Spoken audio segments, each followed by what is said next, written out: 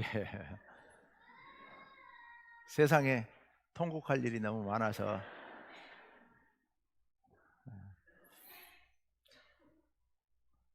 어, 잘 듣고 계시리라고 생각을 합니다만 이스라엘과 하마스 전쟁이 점점 더 격해지고 있습니다. 지금 전쟁이 일어난 지가 20일이 조금 지났는데 지금 10월 7일부터 시작이 됐으니까 대략 한 20여일 지나는 사이에 지금 벌써 사망자가 800명을 넘어간 것 같습니다. 가자지구 안에서 한 700여 명, 그리고 이스라엘에서 최초에 한 140여 명, 그래서 840명이 넘는 사람들이 사망한 것 같습니다. 정말 참 끔찍한 전쟁이고 그 참상이 말로 다 할 수가 없죠. 우크라이나 같은 경우에는 넓은 땅에서 어느 부분에서 이제 일어나는 그런 또 그 전쟁이지만 지금 팔레스타인 가자지구 같은 경우에는 조그마한 땅이거든요. 제가 대충 계산해 보니까 이게 전주시보다 좀 더 커요. 그래서 전주시하고 구의, 상관까지 합치면 딱 그 면적 정도 나오겠더라고요. 근데 그 안에 235만 명이 살고 있습니다. 그러니까 전주 인구가 60만 잡으면 거의 4배 인구가 전주 땅, 전주시 그리고 구의 상관 요 정도 범위 안에 모여 살고 있는 겁니다. 그런데 빙빙 둘러 도저히 넘을 수 없는 장벽이 쳐져 있죠. 단지 서쪽만 지중해 바다로 연결되어 있는데 거기도 역시 봉쇄되어 있기 때문에 나갈 수도 없습니다. 거기 갇혀서 좁은 공간 안에 갇혀 살아가고 있는 그런 사람들인데 거기 지금 엄청난 전쟁이 일어나고 있는 겁니다. 왜 그런 전쟁이 일어났을까 따지자면 뭐 끝도 없죠. 이거 역사가 오래 돼 있고 여러 가지 문제가 얽혀 있기 때문에 그걸 단순하게 한두 가지 이유로 설명할 길이 없습니다. 어쨌건 그 안에서 무서운 전쟁이 끊임없이 계속되고 있습니다. 누군가 이긴다고 해서 그게 끝날 일도 아닌 것 같고요. 한없이 계속될 전쟁 같다는 그런 생각이 듭니다. 그런 전쟁을 보면서 해석하는 사람들의 해석도 가지가지인 것 같아요. 그러니까 우리나라만 하더라도 어떤 사람들은 거봐라, 국방을 튼튼하게 안 하면 우리도 북한이 그런 식으로 우리를 공격할지 모른다. 아니다. 그렇게 서로 대립하면 서로 다 같이 죽는다. 그러니 아예 평화 전략으로 가야 되지 않느냐. 전혀 다른 해석들이 나오고 있습니다. 자, 우리 기독교인들은 이런 문제를 보면서 어떻게 해석해야 할 것인지 오늘 우리가 이 문제와 연결해서 오늘 본문 말씀과 함께 깊이 한번 생각해 보면 좋겠습니다. 우리는 이런 일을 어떻게 대처해야 할 것인가? 어떻게 생각하고 뭐라고 기도해야 될 것인가? 예수님께서 예루살렘 성전에서 가르치실 때 율법 교사 한 사람이 나와서 예수님께 묻습니다. 가장 큰 계명이 뭡니까? 마태복음에는 예수님께서 직접 가르치셨고 대답을 직접 하셨고, 그리고 누가복음에는 예수님께서 되물어서 그 율법학자가 대답한 걸 예수님이 인정하신 걸로 되어 있습니다만은 어차피 내용은 같습니다. 가장 큰 계명은 하나님을 사랑하는 거다. 그리고 두 번째는 이웃을 내 몸처럼 사랑하는 거다. 아니, 두 가지 말씀을 예수님께서 들려주셨습니다. 하나님을 사랑하고 이웃을 사랑하는 것, 이것은 예수님께서 오늘 여기 가르치신 말씀이 아니더라도 성경 전체에 담겨 있는 하나님의 가장 중요한 뜻이죠. 우리가 하나님의 뜻을 여모로 조모로 여러 가지로 구합니다. 구체적인 어떤 문제가 있을 때 이 일에 대해서 하나님의 뜻은 어디 있습니까? 라고 늘 묻습니다만은 하나님의 뜻의 가장 핵심은, 가장 중심은 바로 이 두 가지, 하나님을 사랑하고 이웃을 사랑하는 것, 이 안에 다 담겨 있죠. 여기 하나님을 사랑한다고 하는 것, 이것은 신명기 6장 5절 말씀에 그 뿌리를 두고 있습니다. 신명기 6장 5절 말씀 우리 한번 같이 볼까요? 다 같이 시작. 너는 마음을 다하고 뜻을 다하고 힘을 다하여 내 하나님 여호와를 사랑하라. 아멘. 마음을 다하고 뜻을 다하고 힘을 다하여, 온 힘을 다하여, 온 삶을 다하여 하나님을 사랑하라. 이게 첫 번째로 중요한, 가장 중요한 계명이다. 그리고 그 두 번째 계명은 이웃을 내 몸처럼 사랑하는 건데, 그거는 아까 우리 봉독한 오늘 본문 말씀 속에 들어 있습니다. 이따 우리가 다시 보기로 하겠습니다. 이웃을 내 몸처럼 사랑하라 라고 말씀하셨습니다. 그런데 지금 이스라엘 하마스 전쟁을 하고 있는데요, 그 전쟁 당사자 이스라엘이나 하마스나 이 말씀을 잘 알고 있습니다. 이스라엘은 특별히 하나님께서 특별히 선택한 민족이라고 생각하고 있고, 율법을 자신들이 맡았다, 위임받았다 라고 주장하는 사람들입니다.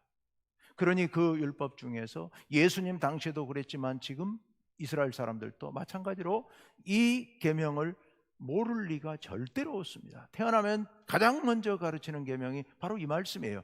마음을 다하고 뜻을 다하고 힘을 다하여 내 하나님을 사랑하라. 이 말씀을 가장 먼저 배우는 말씀이거든요. 너무도 잘하는 말씀이에요. 그리고 네 이웃을 너 자신같이 사랑하라. 이거 역시도 그들이 귀에 못이 박히도록 들었고 외우고 있고 말하는 그런 구절입니다. 이 구약의 모세오경 율법 말씀은 이슬람 종교의 뿌리이기도 합니다. 이슬람에서도 이 구약 성경, 특히 율법서는 다 인정하거든요. 물론 몇몇 구절의 단어라든지 사람 이름, 지명 이런 건 조금씩 변형돼 있어요. 약간 다릅니다만은, 그러나 이스라엘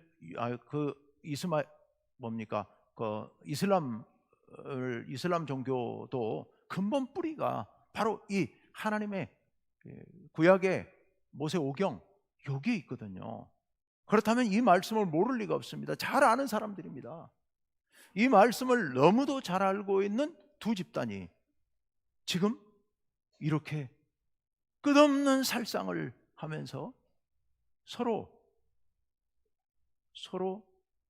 정말 입에 담을 수 없는 그런 잔인한 일들을 계속해서 범하고, 테러를 하고 전쟁을 하고 폭격을 하고 폭탄을 떨어뜨리고 가두고, 왜 이런 일이 일어나야 되는지, 하나님의 말씀을, 이 놀라운 하나님의 말씀을 너무도 잘 알고 있는, 세계 그 어떤 민족보다도 잘 알고 있는 그들이 왜 이 말씀과는 정반대로 이렇게 행하고 있는 건지 참 안타깝습니다. 그런데 그들만이 아니라 걱정스러운 부분은, 어쩌면 우리도 그런 상황이 되면 그럴 수 있지 않을까, 이런 우려가 되기 때문에 더 걱정스럽습니다. 우리도 하나님의 말씀을 잘 알고 있습니다. 하나님을 사랑해야 되고 이웃을 사랑해야 된다는 그 하나님의 가르침, 이거 우리는 가장 소중한 하나님의 뜻으로 알고 그렇게 행하려고 애쓰고 살아가고 있지만, 막상 그렇게 집단 간에 서로 생사를 걸고 싸우게 되면 그런 하나님의 뜻은 다 온데간데 없어져 버리고 오직 내 이익만 앞세우게 될 수밖에 없습니다. 사실 이스라엘 민족들이 어쩌면 그들이 그렇게 싸우는 이유가 어쩌면 하나님의 뜻이라고 생각하는 그런 것 때문에 그런 전쟁을 하고 있는지도 모릅니다. 왜냐하면 그들은 하나님께서 이스라엘 땅을 자신들에게 주셨다고 생각하는 겁니다. 그리고 하나님께서 자신들을 특별히 선택해서 자신들에게 율법을 맡겼다고 생각하고 있습니다. 그러다 보니까 그 말씀에 근거해서 이스라엘 땅은 우리 땅이다, 이렇게 주장하고 있는 겁니다. 신앙적으로 그렇게 생각할 수는 있겠습니다만은, 그러나 그거는 현실적으로 전혀 말이 안 되는 소리를 하고 있는 거죠. 그들이 그 땅을 떠난 지 2000년 지났습니다. 2000년 동안 딴 사람들이 와 살고 있습니다. 우리가 지금 이 세상에서도 20년 동안 땅을 떠나고, 다른 사람이 주인 없이 떠났고 살지 않고 떠났고 다른 사람이 그 땅에 와서 점유하고 살고 있으면 누구도 못 빼앗거든요. 이게 현실이거든요. 그런데 그거 다 부정해버리고 수천 년 동안 살아왔던, 그 자리에서 태어나서 그 자리에서 자기 땅인 줄 알고 살아왔던 사람들을 이거 이제부터 우리 땅이니 너희 다 나가, 이게 말이 안 되는 얘기잖아요. 같이 살아야죠. 같이 살아야죠. 근데 그거 하지 못하고 저렇게 하나님께서 우리에게 주셨다는 핑계로 저렇게 수많은 생명을 살상하고 비인간적으로 저렇게 전쟁을 하고 있는 거, 이거 정말 말이 안 되는 얘기인데 그런 짓을 하고 있습니다. 하나님께서 우리에게 주셨다는 이유로, 핑계로. 그러니 여러분, 우리가 신앙인들이기 때문에 잘할 것이라는 기대는 애시당초 접는 게 낫습니다. 우리가 정말 각성하고 정말 하나님의 뜻이 무엇인지를 깊이 깨닫지 않으면 우리 역시도 그런 상황이 벌어지면 그렇게 행할 위험성이 굉장히 큰 게 아니라 거의 100%일 겁니다. 하나님의 뜻을 자기 이익을 위해서만, 오직 자기만을 위해서만 생각하고 해석하기 때문에 그런 겁니다. 하나님께서 그 민족을 선택하시고 그들에게 율법을 주신 이유는 온 세상을 구원하시기 위함이죠. 그들을 통하여서 그들이 하나님 말씀대로 살아서 이렇게 하나님을 사랑하고 이웃을 내 몸처럼 사랑하면서 그 사랑을 가지고 주변에 있는 이방인들에게까지 미치고 그 사랑을 좀 더 넓혀서 온 세상 사람들을 사랑하고 온 세상이 다 함께 손잡고 하나님께 찬양하고 영광 돌리라고 하나님께서 주신 말씀인데, 그것을 갖다가 완전히 자기 유리할 대로만 해석해가지고 하나님이 우리에게만 특권을 주셨다고, 그래서 우리로 하여금 세상 모든 사람들을 다 물리치고 세상 모든 사람들을 지배하고 우리만 특권을 누리라고 하셨다고 이렇게 해석해버리니 이게 이런 사태가 벌어지고 있는 겁니다. 완전히 거꾸로 해석해버린 거죠. 그런 맥락에서 본다면 우리는 이 말씀을, 오늘 우리에게 주신 이 말씀을 깊이 다시 묵상하고 다시 해석할 필요가 있습니다. 그래서 우리가 그런 불상사를 일으키거나 만들지 않도록 어떻게 사는 것이 정말로 하나님께서 원하시는 삶인지를, 하나님의 뜻인지를 우리 깊이 생각해야 될 줄로 믿습니다. 자, 오늘 말씀 레위기 19장 1, 2절과 지금 18절, 15, 18절 말씀을 보았습니다. 오늘 이 말씀은 성결법전이라고 부르는 아주 대표적인 말씀입니다. 레위기 17장부터 26장까지 말씀을 성결법전이라고 부르죠. 이 성결법전이라고 부르는 것 한마디로 말하면 거룩하라 하는 말씀입니다. 너희는 거룩하라. 그 성결법전을 가장 대표하는 말씀이 19장 2절 말씀이에요. 19장 2절 말씀 우리 한번 볼까요? 예, 다 함께 시작. 너는 이스라엘 자손의 온 회중에게 말하여 이르라. 너희는 거룩하라. 이는 나 여호와 너희 하나님이 거룩함이니라. 아멘. 우리에게 거룩하라고 말씀하십니다. 거룩하라. 근데 성경에 있는 말씀 중에 가장 어려운 말씀이 이 말씀이라는 생각이 들어요. 왜 어려우냐? 두 가지 이유에서. 첫째는 이 거룩하라는 말씀의 뜻이 뭔지를 잘 모르겠다는, 이게 도대체 뭘 하라는 말씀일까? 두 번째, 우리가 거룩해질 수 있는가? 우리가 그 뜻을 안다 하더라도 정말 그렇게 행할 수 있는가?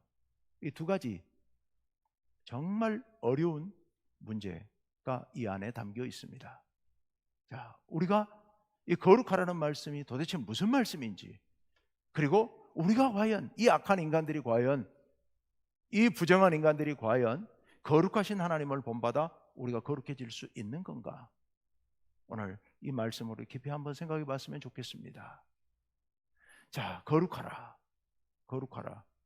이 거룩하라는 말씀을 가장 쭉 이제 오늘 말씀에서 쭉 설명을 하시는데 3절부터 18절 말씀까지 계속 이어서 설명하고 계시는데, 종합적으로 특히 9절부터 18절 말씀은 이웃에 대해서 거룩하게 행하라는 말씀인데 그 말씀을 종합하는 말씀이 18절 말씀이에요. 그래서 18절 하반절 말씀 우리 같이 한번 읽어봅시다. 다 같이 시작. 내 이웃 사랑하기를 내 자신과 같이 사랑하라. 나는 여호와이니라. 아멘. 하나님께서, 예수님께서 아까 가장 큰 계명 두 가지 중에 두 번째로 말씀하셨던 것처럼 내 이웃을 너 자신처럼 사랑하라 하는 말씀. 너 자신같이 사랑하라. 너 이웃을 대할 때, 너의 이웃을 대할 때 너 자신처럼 생각하고 그렇게 대하라 라는 말씀이죠. 우리가 이웃을 우리 자신처럼 사랑할 수 있는가? 정말 쉽지 않은 그런 일이죠. 그런데 오늘 레위기 19장에서는 그것을 구체적으로 하나하나 구체적인 상황에 맞추어서 말씀해 주고 계세요. 우리의 이웃을 우리가 어떻게 사랑할 것인가. 그래서 다 볼 수는 없어서 몇 대목만 제가 끊어서 보도록 합시다. 먼저 9절과 10절의 말씀을 좀 보려고 그러는데요. 9절 말씀 다 함께 시작.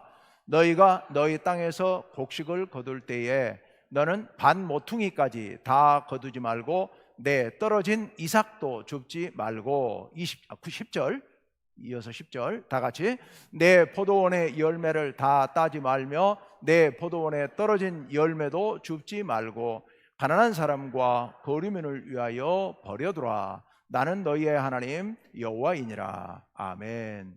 한마디로 말하면 곡식을 추수할 때나 과일을 열매를 딸 때 다 따지 말고 남겨두라 라는 그런 말씀이에요. 누구를 위하여 남겨두라? 가난한 이웃들, 거류민들을 위해서 남겨두라. 여기 거류민이라고 번역해 놨는데 이 말씀은 이방인 방랑객들을 얘기하는 겁니다. 먹고 살 길이 없어서 여기저기 떠돌아다니는 그런 이방인들을 이야기합니다. 그들을 위하여 추수할 때 반 모퉁이를 남겨놓고 이삭 떨어진 것은 줍지도 말고 과일을 딸 때도 일부분은 남겨놓고 그리고 떨어진 과일 열매도 주워가지 말라. 왜? 이것은 가난한 사람들 몫이다 라고 하나님께서 말씀하시는 겁니다. 놀라운 말씀이에요. 정말 놀라운 말씀이에요.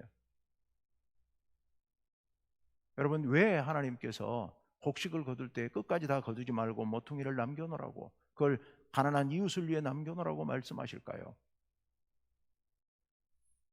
밭의 소출이 다 네게 아니라는 말씀이에요. 여러분, 하나님께서 우리들에게 농가 밭과 이 들판을 주시고 그 가운데 곡식의 열매를 맺게 하시고 과일의 열매를 맺게 하셨습니다. 이게 다 우리 겁니까? 아니요. 하나님의 것이죠. 하나님의 것이에요. 그러니 너는 다 네 것인 것처럼 다 가져가 버리지 말고 이것이 하나님의 것이었음을 인정하라. 그런 의미에서 반 모퉁이의 일부는 남기라 라고 말씀하시는 겁니다. 11조의 정신과 똑같은 정신이죠. 11조의 정신과 같은 정신이에요. 여러분, 11조를 드릴 때 우리가 하나님께서 돈이 없어서 11조를 가져오라 하는 게 아니고 소출의 전체가 하나님의 것이라는 것을 인정하는 상징적인 의미로 10분의 1을 하나님께 드리라고 말씀하고 계시는 겁니다. 나머지도 다 하나님 것이니 감사하는 마음으로 그걸 받아 누리라는, 그리고 그것을 좋은 목적으로 사용하라고 하나님께서 우리에게 주신 겁니다. 그래서 10분의 1을 남겨놓으라는 말씀이에요. 땅에 모퉁이를 남겨놓으라, 곡식에. 그러면서 동시에 가난한 사람들이 그것을 가져다 먹게 하라라고 말씀하세요. 가난한 사람을 도와주는 방법은 다른 방법도 있겠죠. 어떤 방법? 다 끝까지 거두어 가지고 그 중에 일부를, 그만큼을 가난한 사람들을 위해서 내가 나눠주면 되잖아요. 그런데 하나님께서는 그렇게 하지 말고 남겨놓고 자기들이 와서 따가게 하라, 거두가게 하라, 이삭을 주워가게 하라, 이렇게 말씀하십니다. 왜 그러실까요? 그들도 추수할, 그리고 이삭을 주워갈 수 있는 힘만 있다면 스스로 거두어 가게 하라. 당당하게. 이건 하나님께서 우리에게 주신 것이라는 것을 믿고 감사하는 마음으로 당당하게 와서 일해서 거두어서, 최소한 그것이라도 해서 거두어서 가게 하라. 그래서 그것을 먹게 하라 라고 말씀하시고 계시는 겁니다. 우리가 가난한 사람들을 위해서 이웃을 돕고 베풀지만 깊이 생각해야 됩니다. 신중하게 생각해야 됩니다. 그냥 주는 것만이 능사는 아닙니다. 가급적이면 그들로 하여금 스스로 일하게 할 것이고, 그리고 일해서 가져감으로써 본인들도 내가 일해서 가져가는 거니까 당당하게 내 권리로서 그걸 누릴 수 있도록 그렇게 해주라는 게 하나님의 뜻이죠. 우리가 그 내가 다 거두어가지고 나눠주게 되면 이 둘의 관계가 또 문제가 되는 겁니다. 나는 시혜자, 그는 수혜자. 이렇게 돼버리면요, 관계가 왜곡됩니다. 관계가 왜곡되어서 내가 갑이고 그가 을이 되는 거고, 너는 나에게 고마워해야 되고 감사해야 되고, 동족 간에 이런 관계가 형성되면 안 된다는 걸 하나님께서 말씀하고 계십니다. 그래서 나는 하나님께서 주신 것이니 당연히 의무로서 남겨놓을 것이고, 그 사람은 당연히 하나님께서 주신 것이니까 권리로서 그것을 거두어서 먹고 사는 것이고요. 그래서 대등한 관계가 깨지지 않도록 하나님께서 그것까지도 배려하셔서 이런 규정을 주신 겁니다. 얼마나 놀라운 하나님의 뜻이 이게 숨겨 있는지, 담겨 있는지요. 여러분, 불우유똑기 한다고요? 구제한다고요? 함부로 하다간 정말 안 한 것만 또 못할 때도 많습니다. 우리가 바자회를 하고 불우유똑기를 하고 하지만 정말 조심스럽게 접근하고, 이번에도 우리가 바자회 수익금 중에서 일부는 아프리카로 보냈고, 또 그 중에 절반은 여기 전라북도의 가난한 이웃들을, 우리 청소년들을 돕는 데 사용을 했습니다만은, 가급적이면 우리가 직접 돕지 않으려고 합니다. 왜? 직접 도우면 마치 우리가 그들에게 뭔가를 베풀어 주는 것 같은, 그리고 그들은 우리에게 받아가는 것 같은 이런 마음이 들게 되면 곤란하거든요. 그렇게 되면 안 됩니다. 그래서 제3자인 기관을 통하여서 전달하게 함으로써 이런 관계가 왜곡되지 않고 모두가 함께 하나님의 자녀들로서 다 함께 존중받으면서 살아가야 하기 때문에, 그런 마음을 갖도록 하기 위하여서 제3자를 통해서 전달하는 것.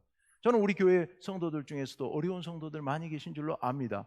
그런데 우리 성도들을 우리가 직접 돕는 것 역시 이것도 깊이 생각해 봐야 될 일입니다. 저는 이 문제를 놓고 사실은 오랜 시간 동안 고민하면서 어떤 방법이 가장 좋은 방법일까를 늘 고민하는데요, 직접 돕는 것, 이거는 여러 가지 부작용이 생깁니다. 관계가 왜곡되는 큰 문제가 있습니다. 그래서 이런 거는 정말 신중해야 된다는 생각을 하는데, 우리 하나님께서 그렇게 이웃과 함께 서로 함께 살아가는 동족들로서 대등한 관계를 누리면서 살아갈 수 있도록 여기까지 배려하신 하나님, 정말 놀라운 은혜 아닙니까? 하나님께서 이렇게 우리들에게 배려하고 계십니다. 또 배려하라고 가르치십니다. 자, 이제 한 단락을 건너가서 13절 14절 말씀을 좀 보려 합니다. 13절 말씀을 볼까요? 13절 다 같이요, 시작. 너는 내 이웃을 억압하지 말며 착취하지 말며 품꾼의 삭을 아침까지 밤새도록 내게 두지 말며. 무슨 말씀인지 알겠죠? 이웃을, 동족인 이웃들을 억압하지 말라. 착취도 하지 말라. 만약에 품꾼을 썼다면 그 싹을 그날 당장 주라. 내일 아침에 준다는 생각하지 마라. 그런 소리 하지 마라. 왜? 그는 그것이 하루 먹을 식량인데 내일로 미루면 그는 어떡하란 말이냐는 거죠. 그래서 당장 그날 바로 주라. 이어서 14절 말씀입니다. 다 같이요. 너는 귀먹은 자를 저주하지 말며 맹인 앞에 장애물을 놓지 말고 내 하나님을 경외하라. 나는 여호와이니라. 아멘. 귀먹은 자, 청각장애인, 그리고 맹인, 시각장애인, 그들을 배려하라는데요, 여기 귀를 못 듣는 사람에게 저주를 하면 우리가 생각하기에는 그거야 뭐, 왜? 못 들었으니까 그한테 아무 상관없잖아요. 그 사람이 못 들었는데 내가 욕을 하나 저주를 하나 뭔 상관이 있나? 이런 생각할 수 있겠습니다. 그런데 하지 말라고 하십니다. 왜냐하면 그 사람이 들었다면 거기에 대해서 그 사람이 반박이라도 할 수 있겠는데, 피하기라도 할 수 있겠는데, 귀 막고 딴 데 가면 되잖아요. 그런데 듣지 못하는 사람 앞에서 내가 저주를 하게 되면 그 사람은 무슨 말인지도 모르고 당하고 대처도 못하지 않느냐는 거예요. 그러니까 그런 짓은 하지 말라라는 깊은 배려예요. 시각장애인 앞에 장애물을 두지 말라 그랬어요. 시각장애인 앞에 장애물을 두지 말라는 것이 일부러 걸러다 넘어져라고 그렇게 하지 말라는 그런 뜻이기도 하지만 그런 뜻만이 아닙니다. 시각장애인이 걸려 넘어질 수 있는 장애물을 애초에 제거하라는 뜻입니다. 우리가 무심코라도 시각장애인이 발에 걸릴 수 있는 물건을 그 길에 둔다면 이건 너의 잘못이라는 겁니다. 그러니 그들이 혹시라도 걸려 넘어질 수 있는 가능성까지도 차단해서 미리 제거해 주는 그런 배려하는 마음, 그것을 가지라 라는 게 하나님의 말씀인 겁니다. 연약한 사람들, 내가 미처 생각지 못했던 내 입장만 생각하고 나는 괜찮으니까 생각하고 행했던 사소한 문제들로 인해서 이웃이, 연약한 이웃들이 어려움을 겪는다면 그건 내 잘못이라는 겁니다. 배려하지 못한 게 내 잘못이라는 거죠. 이렇게 정말 세심하게 깊이 있게 따뜻하게 배려하라는 말씀이 오늘 요 말씀입니다. 거룩하라는 게 바로 이런 말씀드린 거예요. 자, 이제 세 번째로 가봅시다. 이제 15절 16절 말씀입니다. 15절 말씀, 네, 다 함께 시작. 너희는 재판할 때에 불의를 행하지 말며 가난한 자의 편을 들지 말며 세력 있는 자라고 두둔하지 말고 공의로 사람을 재판할지며. 아멘. 재판할 때에 가난한 자를 편들지 말라고 말씀하세요. 놀라운 말씀이죠. 왜냐하면 하나님께서는 곳곳에서, 성경 곳곳에서 가난한 사람들을 하나님 편드세요. 가난한 사람들을 하나님께서 편드세요. 그런데 오늘 여기서는 편들지 말라고 하세요. 예수님께서도 늘 가난하고 불쌍한 사람들 친구가 되시고 그들을 도와주시고 그들의 편이 되어주셨습니다. 그런데 지금 여기서는 편들지 말라고 하세요. 왜요? 지금 요 일은 재판이에요. 재판. 네, 가난한 사람만 편을 드는 게 아니라 그 밑에 편을 들지 말라는 게 아니라 셋째 줄에 세력 있는 자라고 두둔하지 말라, 같은 말씀이죠. 그러니까 세력 있는 자의 편도 들지 말고 가난한 자의 편도 들지 말고 공정하게 정의롭게 뭘 하라? 재판하라. 아, 그럼 이건 재판관들에게 하는 얘기겠네요? 아니고요. 그 당시 재판은 전문 재판관 제도가 없었던 때입니다. 그럼 누가 재판하느냐? 시민들 중에 일정한 나이에 도달한, 주로 이제 또 여자들은 배제가 됐습니다. 그 당시 문화에서 남자들 뭐 그걸 오늘날 같으면 뭐 성인 남녀 다 이런 뜻이겠죠. 그 시민들이 성문 앞에 있는 광장에 모여서 어떤 문제가 생기면 거기서 원고 피고 변론하고 판단을 내리는 겁니다. 투표로 판단하는 겁니다. 시민들이 재판관들이에요. 백성들이 재판관들이에요. 그러니까 백성들을 향하여 너희가 혹시 그런 일을 하게 되거들랑 가난한 자의 편도 들지 말고 부자의 편도 들지 말고 공정하게 하라. 사람은, 인간은 감정이 있잖아요. 그러니까 누군가에게 감정적으로 동화될 가능성이 있습니다. 가난한 자 불쌍하잖아요. 그러니까 그 편 들고 싶은 마음. 부자니까 그 세력이 있잖아요. 그러니까 그 사람 거스르는 게 좀 마음에 걸리기도 하고, 그러니까 또 그쪽을 두둔하고 싶은 마음도 생길 수도 있습니다. 입장에 따라서, 개인의 상황에 따라서 여러 가지 판단들이 있을 수 있습니다. 그런데 그렇게 하면 안 된다는 겁니다. 법은 기준이기 때문에, 사회의 기준이기 때문에 이거는 공정해야 된다. 그래서 가난한 자의 편이라고 해서 마음 끌려도 거기에 편들지 말고 부자의 편도 들지 말고 공정하게 하라. 이게 하나님께서 우리에게 주신 명령입니다. 명령이에요. 이 모든 말씀을 종합한 말씀이 아까 몇 절이라고요? 18절 말씀이라고요. 18절 말씀 한번 볼까요? 다 함께 다시 한번 읽습니다. 시작. 원수를 갚지 말며 동포를 원망하지 말며 내 이웃 사랑하기를 내 자신과 같이 사랑하라. 나는 여호와이니라. 아멘. 내 이웃 사랑하기를 너 자신과 같이 사랑하라. 너를 사랑하듯이 사랑하라. 다른 말로 바꿔서 이야기하면은 이웃의 입장을 너의 입장처럼 생각하라. 즉 입장을 바꿔서 생각해라. 그래서 그 사람의 어려운 형편을 네 생각하듯이 그렇게 좀 돌봐주라. 이런 놀라운 말씀을 우리에게 하고 계십니다. 이게 바로 우리가 거룩하다는, 거룩하게 행하라, 너희는 거룩하라 라고 말씀하시는데, 거룩하라는 것은 바로 이것입니다. 거룩하라는 건 바로 이거예요. 이웃을 나 자신처럼 사랑하는 것. 그래서 굶주린 이웃들에게 정말 깊은 마음으로 배려하고 그를 도우라. 그리고 절대로 불의를 행하지 말고 연약한 자를 살피라. 장애인들을 살피라. 보살피라. 그리고 사회의 정의를 세우라. 등등. 제가 대표적으로 이 말씀만 들었습니다마는 이것을 우리들에게 명령하고 계십니다. 이게 거룩함이에요. 왜 이게 거룩함인지는 좀 이따 제가 말씀드리겠습니다. 다시 말씀을 드리겠습니다. 이게 거룩합니다.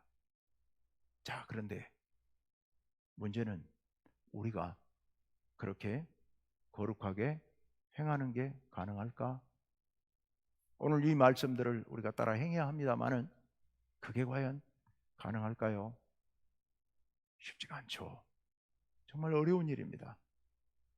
지금 여기서 우리는 그렇게 할 수 있을 거라고 생각하고 그렇게 해야겠다고 결단할지 모르겠습니다만은 막상 현장에 나가서 우리의 문제와 부딪히게 되면 먼저 나부터 생각하게 돼 있고 내 이익부터 생각하게 돼 있는 게 인간인지라 이게 결코 쉽지가 않습니다. 어떻게 해야 거룩하게 행할 수 있을 것인가? 오늘 우리가 읽은 말씀들에 보면 놀라운 말씀들이 기록이 되어 있습니다. 매 말씀, 아까 읽은 말씀들 중에 두 절씩 묶여 있었는데 그 구절 끄트머리에 이런 말씀들이 나타나 있습니다. 우리 한번 볼까요? 예, 아까 10절 끄트머리에 뭐라고 쓰여 있어요? 다 함께 나는 너희의 하나님 여호와이니라. 또 14절에도 나는 여호와이니라. 16절에도 나는 여호와이니라. 18절에도 나는 여호와이니라. 아까 우리가 읽었던 그 여러 일들을 명령하신 다음에 맨 끝에다가 꼭 이 말씀을 붙여놓습니다. 나는 여호와이니라. 이게 무슨 의미일까요? 나는 거룩한 여호와다. 내가 바로 이렇게 행하기를 원한다라는 말씀입니다. 내가 바로 이렇게 행하고 있고 내가 바로 이렇게 행하기를 원하고 있으니 너희도 나를 닮아 거룩하고 싶다면 이렇게 행해야 한다라는 말씀을 우리들에게 들려주고 계십니다. 그 다음 말씀을 한번 띄워주시겠어요? 예, 아까 봤습니다마는 19장 2절에 하나님께서 우리들에게 말씀하셨죠. 너희는 거룩하라. 그리고 이어서 나온 말씀이 이 말씀이죠. 다 함께 다시 한번 이는 나 여호와 너희 하나님이 거룩함이니라. 아멘. 이 말씀을 줄여서 압축해서 나는 여호와이니라 이렇게 말씀하신 겁니다. 나는 여호와이니라. 여러분, 그러니까요, 하나님의 거룩하심을 우리는 어떻게 배워야 하느냐? 하나님의 거룩하심은요, 아까 밥 모퉁이의 일부를 남겨서 그 가난한 사람들이 가져가도록 하시는 그런 하나님의 거룩한 마음. 가난한 사람들 착취하지 말고 이웃을 억압하지 말고 그리고 품삯을 남겨두지 말고 그렇게 하시는 하나님의 거룩하심. 재판할 때 공정하게 해야 되는 그런 하나님의 거룩하심. 장애인들에게 특별히 어려움을 겪을 수 있는 부분을 배려하는 그런 하나님의 뜻. 그게 바로 하나님의 거룩하심이고 하나님께서 그렇게 행하신다는 말씀인 겁니다. 여러분, 우리가 거룩하게 해야 될 그 힘의 근거가 바로 여기에 있는 겁니다. 하나님께서 우리들에게 너희가 이렇게 하라, 너희가 이렇게 하라라고 말씀하고 계시지만 그러나 우리만 그렇게 하라는 말씀이 아닙니다. 그 매 말씀 끝에 나는 여호와이니라 라고 말씀하시는 것은 내가 바로 너희에게 그렇게 행하고 있다. 그러니 너희는 나의 이 거룩함을 본받아 너희도 거룩하라. 이 말씀을 압축해서 나는 여호와이니라 이렇게 말씀하고 계시는 겁니다. 여러분, 우리 하나님께서, 우리 거룩하신 하나님께서 우리를 위해 그렇게 배려하십니다. 밥 모퉁이를 남겨서 우리로 하여금 당당하게 그것을 거두어서 먹고 살 수 있도록 우리에게 그런 은혜를 베풀어 주시고 그렇게 세심하게 배려해 주시는 분이 우리 하나님이시고 우리 거룩하신 하나님이신 줄로 믿습니다. 우리 거룩하신 하나님께서 우리를 위해서 우리가 약자 되었을 때 우리의 품삯을 그날이 해가 지기 전에 우리에게 주시고요, 장애인들이 우리가 혹시 연약하여서 장애인들처럼 그렇게 어려움을 겪을 수 있을 때 우리를 위해 세심하게 배려해서 우리가 가다가 걸려 넘어지지 않도록 걸림돌이 될 수 있는 걸 제거해 주시는 그 하나님의 따뜻한 사랑이 우리를 향해서 베풀어지고 있는 줄로 믿습니다. 우리가 걸려 넘어질까 봐 하나님께서 하나하나 치워주시는 그 하나님의 거룩하심, 그 은혜를 우리가 잊고 살아가는 겁니다. 그 은혜를 잊고 살아가기 때문에 우리가 그 은혜를 본받아 우리도 거룩하게 그렇게 행하라는 게 오늘 말씀인 겁니다. 우리가 재판을 받고자 할 때, 우리가 법적인 어떤 일을 만날 때 우리를 향해서 하나님께서는 공정하게, 우리가 가난하다고 해서 우리를 특별히 봐주시는 것도 아니고 우리가 부자라고 해서 우리에게 특별한 혜택을 베풀어 주시는 것도 아니고 모든 사람이 공정하게 살아갈 수 있도록 그 법체계를 유지해 주시는, 법 질서를 지켜주시는 우리 하나님, 그 하나님의 거룩하심, 그 거룩하심을 본받아 우리도 그렇게 거룩하게 행하라고 오늘 말씀하시는 줄로 믿습니다. 우리는 우리 하나님의 거룩하심을 본받아야 합니다. 우리 하나님의 거룩하심이 우리에게 얼마나 큰 은혜가 되는지, 우리 하나님의 거룩하심으로 인해서 우리가 얼마나 큰 기쁨을 누리면서 은혜를 누리면서 살아가고 있는지를 깊이 자각하면서 우리도 그 하나님을 본받아 거룩하게 행함으로 이 땅 가운데서 참으로 하나님을 사랑하고 이웃을 사랑하는 그런 삶을 살아가야 될 줄로 믿습니다. 혹 우리가 이스라엘과 팔레스타인 하마스와 같은 그런 입장에 처한다 하더라도 우리는 우리 하나님, 우리를 향해 거룩하게 행해 주시는 하나님을 생각하면서 우리는 하나님의 뜻에 합당하게 하나님을 사랑하고 이웃을 사랑하는, 그것을 실천하는 그런 우리가 되어야 될 줄로 믿습니다. 우리 같이 찬양 한곡하기를 원합니다. 주님, 우리가 주님을 닮아 거룩하게 하여 주옵소서. 거룩하게 행할 수 있도록 우리를 바로 세워 주옵소서. 우리 함께 신실하게 진실하게 우리 같이 찬양하기를 원합니다.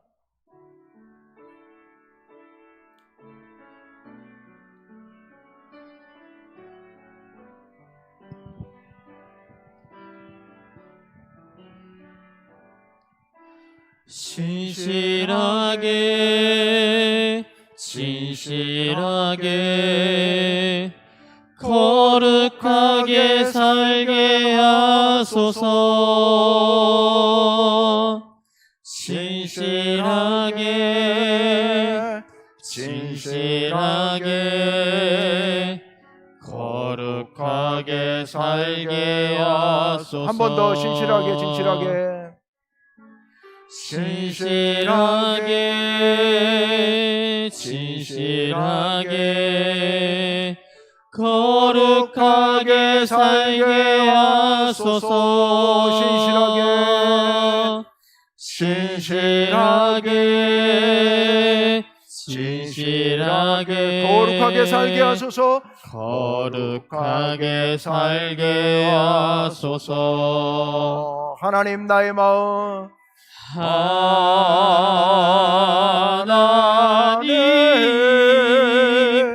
나의 마음 만져주소서.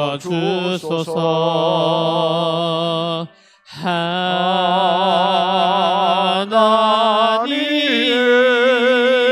나의 영혼 새롭게 하나님 나의 마음 만져주소서. 하나님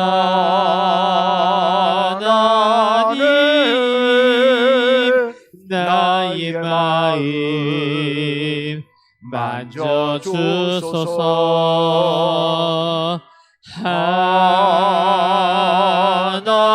하나님 나의 영혼 새롭게 하소서. 아멘. 함께 기도하기를 원합니다. 제가 기도하겠습니다. 하나님 아버지, 참으로 부정한 종들이 주님 앞에 섰습니다. 오늘 주님 말씀을 통하여 우리를 향해 거룩하라고 말씀하시는 하나님의 말씀을 듣습니다. 내가 거룩하니 너희도 거룩하라는 하나님의 말씀을 깊이 가슴에 새기기를 원합니다. 주여, 우리를 향해서 거룩하신 은혜를 베풀어 주시니 참으로 감사합니다. 우리들 그 은혜를 힘입어 살아가는 줄로 믿습니다. 이제는 우리도 그렇게 거룩하게 살게 하여 주옵소서. 아버지 하나님, 어떤 상황에 처한다 하더라도 주님을 생각하며 주님께서 우리에게 베푸신 그 거룩하신 은혜를 생각하며 거룩하게 살아가게 하여 주옵소서. 우리 성도들 한 사람 한 사람을 돌아보시고 우리가 하나님 앞에서 참으로 거룩한 백성이 되어 하나님을 기쁘시게 하는 온 성도들 되게 하여 주옵소서. 예수님 이름으로 기도하옵나이다. 아멘.